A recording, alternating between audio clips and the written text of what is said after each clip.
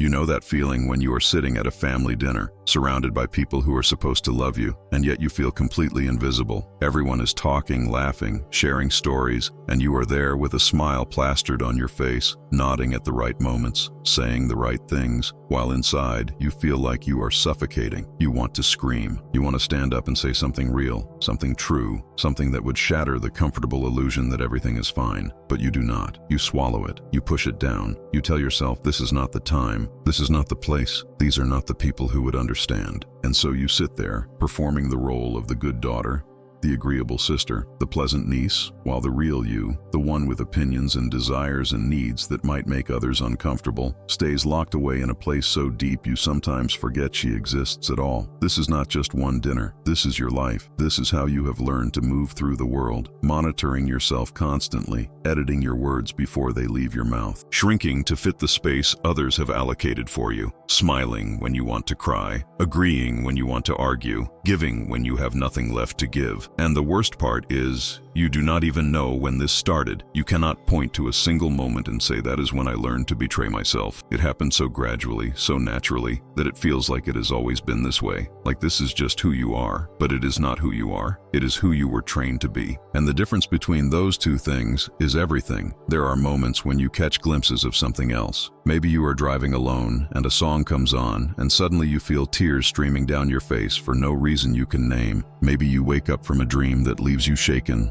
aroused, disturbed, a dream where you did things and wanted things that your waking self would never allow. Maybe you meet someone who seems to see right through you, who asks you what you actually think, what you actually want, and you freeze because you genuinely do not know how to answer. These moments are not random. They are signals. They are the buried parts of you trying to break through to the surface, trying to remind you that there is more to you than the performance you have perfected. But you have become so good at the performance that you mistake it for reality. You think the mask is your face. You think the role is your identity. And so when these signals come, you dismiss them. You tell yourself you are just tired, just stressed, just being dramatic. You push the feelings back down and you carry on with your day, never realizing that what you just silenced was the most authentic part of yourself trying to speak. I spent my life studying this phenomenon. I listened to hundreds of patients, many of them women, who came to me with symptoms they could not explain. Paralysis without physical cause, pain without injury, anxiety that struck without warning, depression that descended like a fog and would not lift. And what I discovered, what I came to understand through years of careful listening and analysis, was that these symptoms were not meaningless. They were not signs of weakness or moral failure. They were communications from the unconscious mind, messages from the parts of the self that had been silenced and suppressed and denied. The body was speaking what the mind could not allow itself to say, and what it was saying again and again in patient after patient was this: I have desires that I am not allowed to have. I have needs that I am not allowed to express. I have a self that I am not allowed to be. This is the foundation of what I called psychoanalysis, the recognition that we are not transparent to ourselves, that much of what drives us, motivates us, shapes our choices and our feelings, operates entirely outside of conscious awareness, and that the key to understanding our suffering, to resolving our symptoms, lies not in suppressing the unconscious, but in bringing it into the light of awareness, in letting it speak, in finally listening to what it has been trying to tell us all along. For women, this dynamic takes on particular significance because the repression of female desire is not just a personal phenomenon. It is a cultural one. It is built into the very structure of society. From the earliest age, girls receive messages about who they should be and what they should want. Be nice.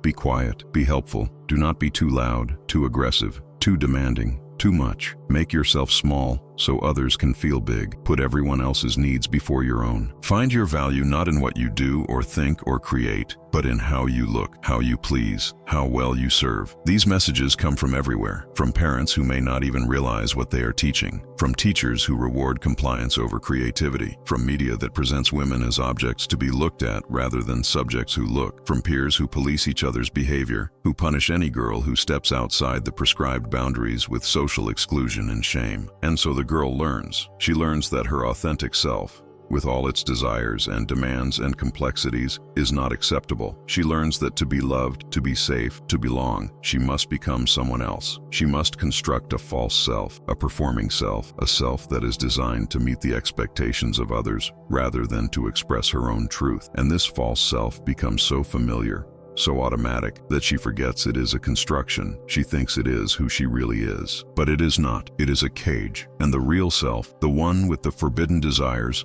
remains trapped inside, growing more desperate and more distorted the longer it is denied. If you are finding this content revealing, if you are recognizing something of yourself in these words, leave a like to show your support, because this recognition, this moment of seeing yourself clearly, this is not something to take lightly. This is the beginning of something important. Let me pause here for a moment because I need to ask you something that matters. Have you ever felt like you are living two lives at once? The one everyone sees, where you smile and function and pretend everything is fine, and the one inside your head, where you are struggling, confused, doubting every choice you make. That split, that exhausting performance of being okay when you are not, it is something Freud understood deeply. And I want you to know something. You are not broken. You are not weak. You are human. And what you are feeling right now, this exact struggle you are carrying, someone else watching this video is feeling it too. They are sitting there thinking they are the only one, just like you might be thinking right now. So I'm going to ask you to do something that might feel vulnerable,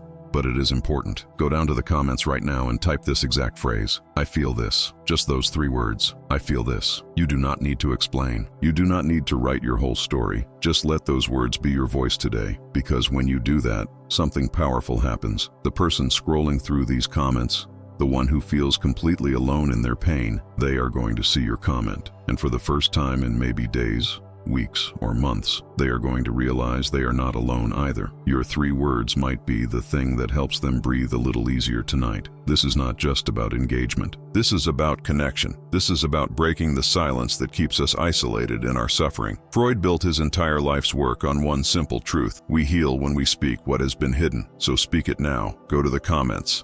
Type I feel this, and know that by doing so, you are not just helping yourself. You are helping every single person who needs to know that what they feel is real, is valid, and is shared. Do it now. I will wait. Now let us go deeper into the specific mechanisms through which this repression happens, because understanding the mechanism is the first step toward dismantling it. In my theory of psychosexual development, I proposed that the child passes through several stages, each organized around a different bodily zone and a different mode of pleasure. The oral stage, the anal stage, the phallic stage, latency, and finally, the genital stage. It is in the phallic stage, roughly between ages 3 and 6, that something crucial happens for the girl's psychological development. This is when the child becomes aware of sexual difference. The boy notices he has a penis. The girl notices she does not. Now, I must be clear about what this means because it has been so widely misunderstood. This is not about anatomy as such.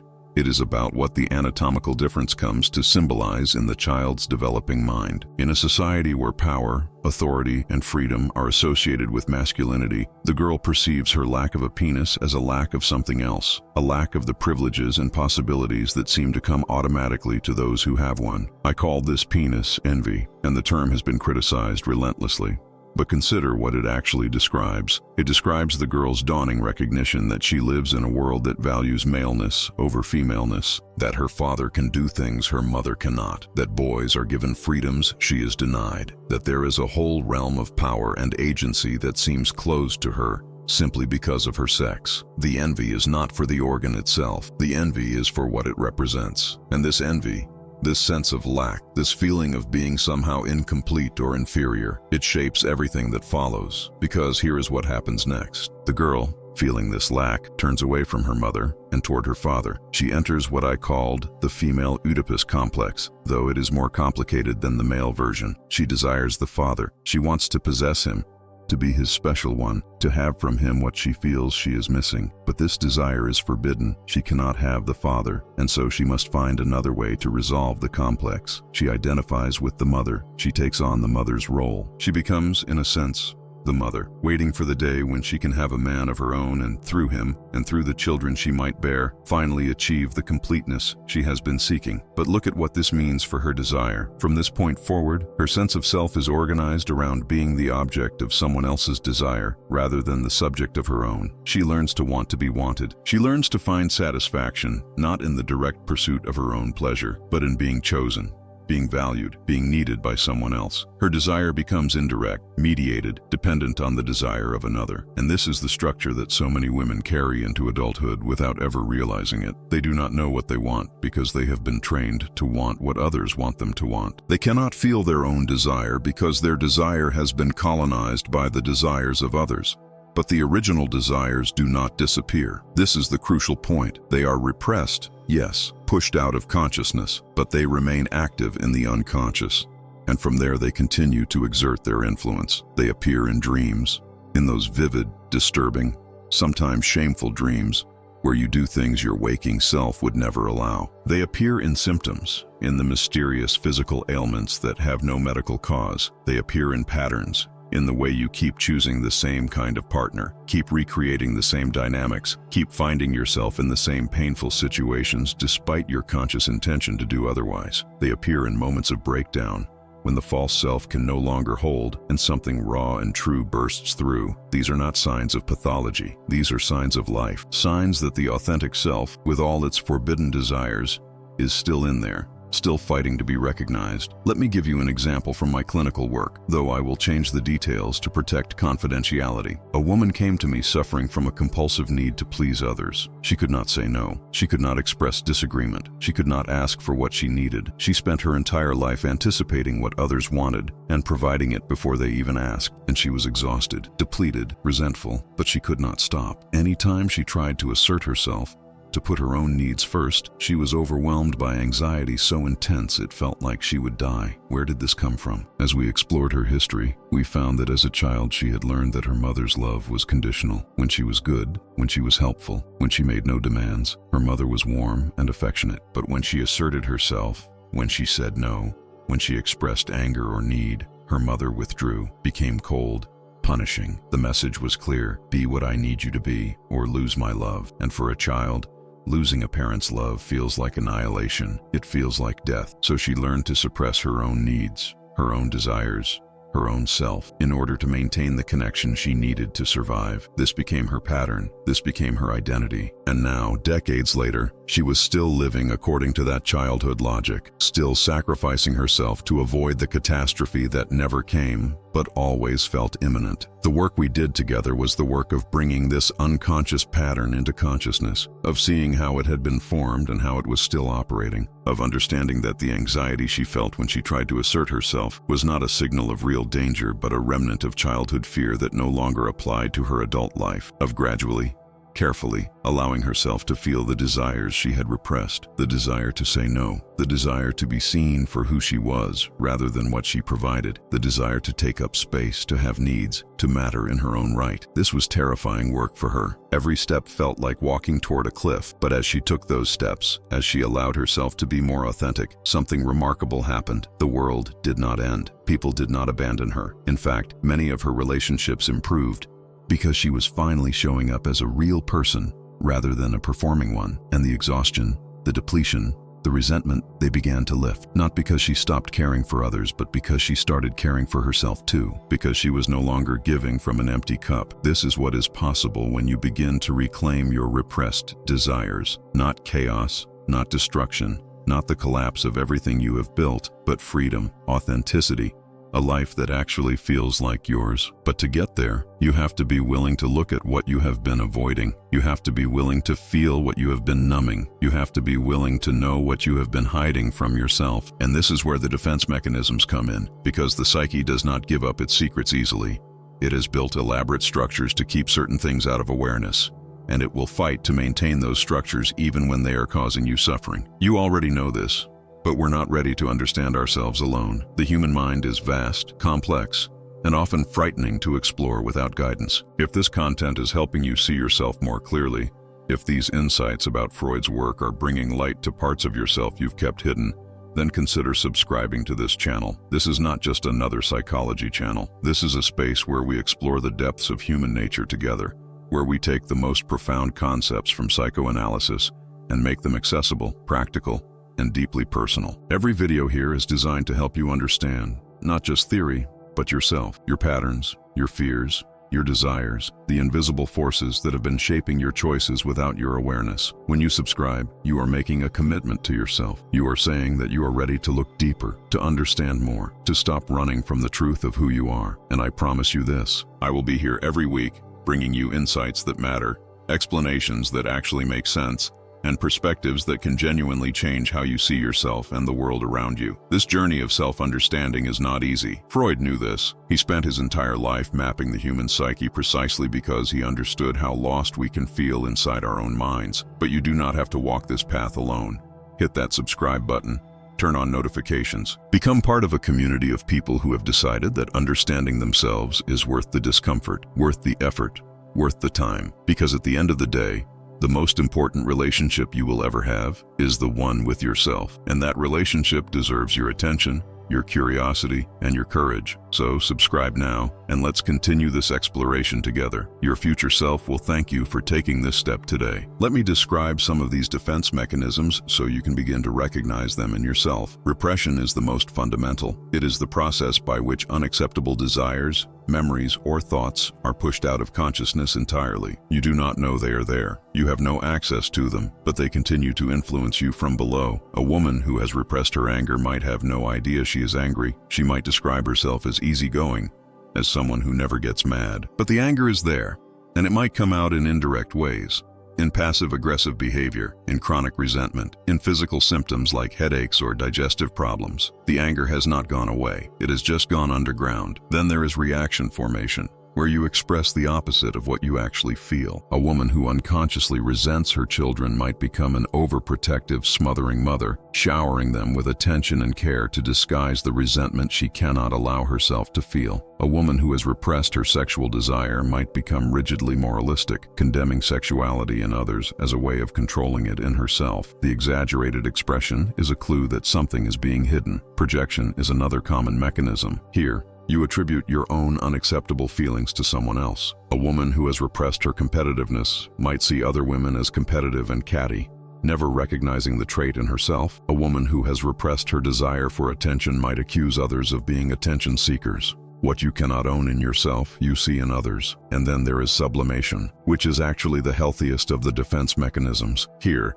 the forbidden desire is channeled into socially acceptable activity. A woman who has repressed her aggression might become a surgeon or a litigator, finding outlets for that energy that bring her success rather than shame. A woman who has repressed her sexuality might become an artist, pouring that erotic energy into creative work. Sublimation does not eliminate the desire, but it transforms it into something that can be expressed without guilt or punishment. The point of identifying these mechanisms is not to judge yourself for using them.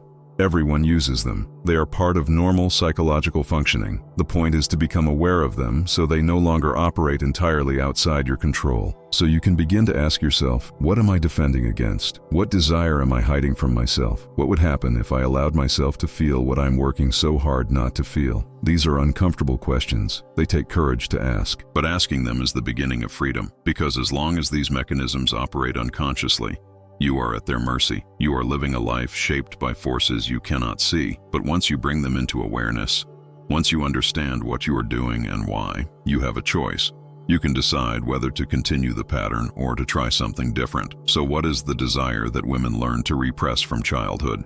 It is not one single desire. It is a constellation of desires that together constitute an authentic self. The desire to be seen and valued for who you are, not just for what you provide. The desire to take up space, to have needs, to matter. The desire to say no, to set boundaries, to protect your own energy. The desire for pleasure, for enjoyment, for experiences that are just for you. The desire to be ambitious, to achieve, to compete. The desire to be angry, to fight, to assert yourself when you have been wronged. The desire to be sexual, to want, to pursue, to take. The desire to be selfish sometimes, to put yourself first, to prioritize your own well-being over the comfort of others. These are not bad desires. These are not dangerous desires. These are human desires. But for women, they have been systematically pathologized, shamed, and punished, and so they get repressed. And in their absence, What remains is the false self, the performing self, the self that smiles at family dinners while screaming inside, the self that says yes when it means no, the self that gives and gives until there is nothing left and then feels guilty for being empty, the self that has forgotten what it actually wants because wanting anything for itself has become unthinkable. But here is what I want you to understand. The repressed self does not die. It waits, it accumulates force, and eventually, it will find a way to speak, maybe through symptoms, maybe through a crisis, maybe through a breakdown that forces you to finally pay attention. You can wait for that breakdown,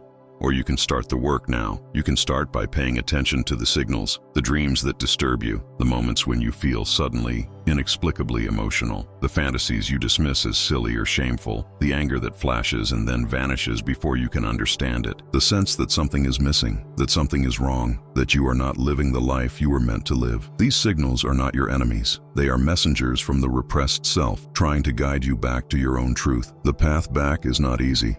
It requires you to question the identity you have constructed, the role you have played, the person you have believed yourself to be. It requires you to tolerate anxiety, to sit with discomfort, to feel feelings you have spent years avoiding. It requires you to risk disappointing others, to risk being seen as selfish or difficult or too much. It requires you to grieve for the years you spent performing, the opportunities you missed, the life you did not live because you were too busy living for everyone else. This grief is necessary. It is part of the process. You cannot reclaim yourself without mourning what was lost. But on the other side of that grief is something extraordinary. The discovery that you are still there, that the self you buried is still alive, that the desires you repressed are still waiting to be felt, that it is not too late to start living authentically. It is never too late. Not at 30, not at 50, not at 70. The only requirement is the willingness to begin, the willingness to look at what you have been avoiding, the willingness to feel what you have been numbing, the willingness to want what you have been forbidden to want. Share this video with someone who needs to hear this, because this message is not just for you. It is for every woman who has lost herself in the performance of being good,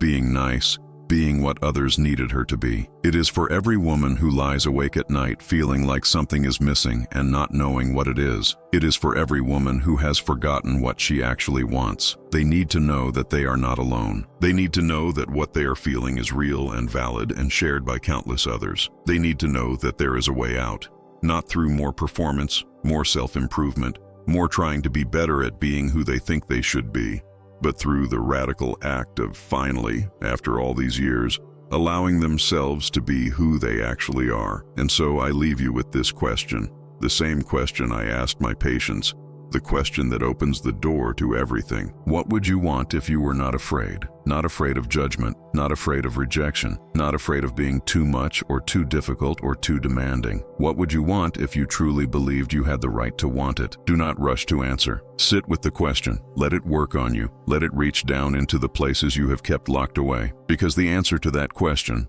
whatever it turns out to be, that answer is the beginning of your authentic life. That answer is the key to everything you have been missing. That answer is you, the real you, finally ready to be known. And knowing yourself, truly knowing yourself, with all your desires and contradictions and complexities, that is the most important work you will ever do. That is the work that makes everything else possible. So begin it now, begin it here, and do not stop until you have found what you have been searching for all along. It was never outside you. It was never in someone else's approval or someone else's desire or someone else's definition of who you should be. It was always inside you, waiting. It is still waiting. The only question is whether you will finally let it speak.